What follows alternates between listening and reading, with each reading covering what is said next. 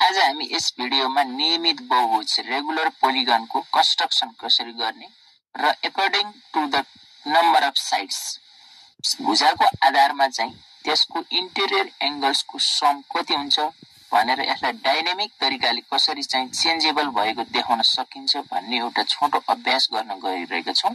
यस भिडियोले विशेषतः गणित शिक्षकहरूलाई केही सहयोग पुर्याउनेछ भन्ने आशा अपेक्षाका साथ यस भिडियो बनाउन गइरहेको छु। हजुरहरूले जियोजेब्रा एप्लिकेसन खोलेर यस भिडियोको सहायताले हजुरहरूले पनि कन्स्ट्रक्सन गर्न सक्नुहुनेछ भन्ने विश्वास गर्दछु। सबैभन्दा पहिला हामीले जियोजेब्रा एप्लिकेसन ओपन गर्छौं र त्यसमा गएर एउटा सेकेन्ड लास्ट टुल बक्समा गएर एउटा स्लाइडर क्रिएट गर्छौं। जुन स्लाइडरमा चाहिँ यहाँ n लेखेर यसको मिनिमम भनेको 3 राख्छौं।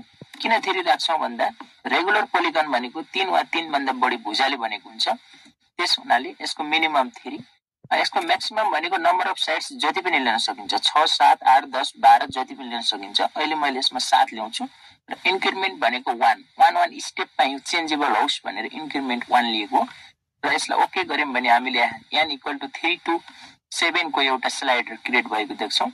त्यसपछि हामीले यहाँ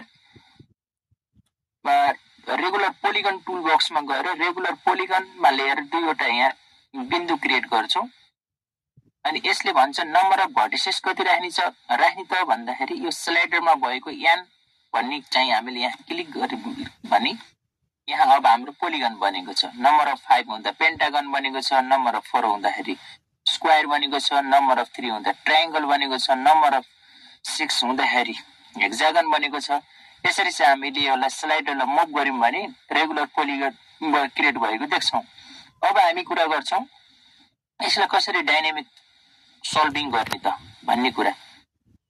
यसमा हामीले यो एबीसी टुल बक्समा गएर एउटा टेक्स्टमा लेख्नु पर्ने छ। जस्तै यहाँ क्वेशन लेखेको छ find the sum of interior angle of regular polygons भनेर चाहिँ यहाँ नम्बर अफ साइड्स अनुसार यसको इन्टेरियर एंगलको सम पनि यहाँ चेन्जेबल भएको देखिन्छ। अब हामी के गर्छौं भने एबीसी टुल बक्समा गएर टेक्स्ट लिन्छौं।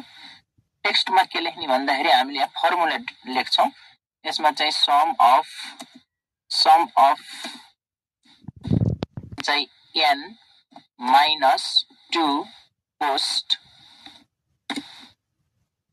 इन्टु सिम्बल बक्समा गएर इन्टु सिम्बल लिन्छौं इन्टु 180 लेख्छौं अनि इक्वल टु भन्ने हुन्छ। इक्वल टु मा गएपछि फेरि n भनेको कहाँबाट पाउँछौं भन्दाखेरि अब्जेक्टमा गएर n लिंक गर्नुपर्ने हुन्छ।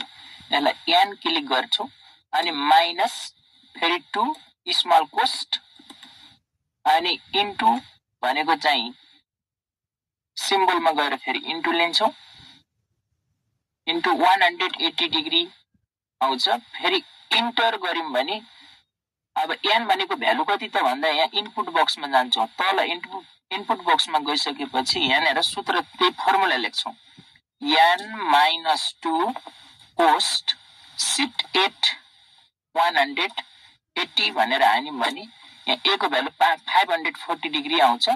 यो 540 लाई चाहिँ हामी यहाँनेर लिंक गर्छौं। फेरि 540 भनेको अब्जेक्टमा गएर स्मल a भन्ने यहाँनेर अल्जेब्रा भ्यूमा जाँदाखेरि त्यसको भ्यालु भनेको स्मल a ले दिएको छ अनि यसलाई क्लिक गर्यौं भने हामीले अब यहाँ यसरी हामीले नम्बर अफ साइड चेन्ज गर्दाखेरि पनि यसको चाहिँ इन्टेरियर एंगलको सम पनि चेन्ज भएको देख्छौं। हस् त थ्यांक यू।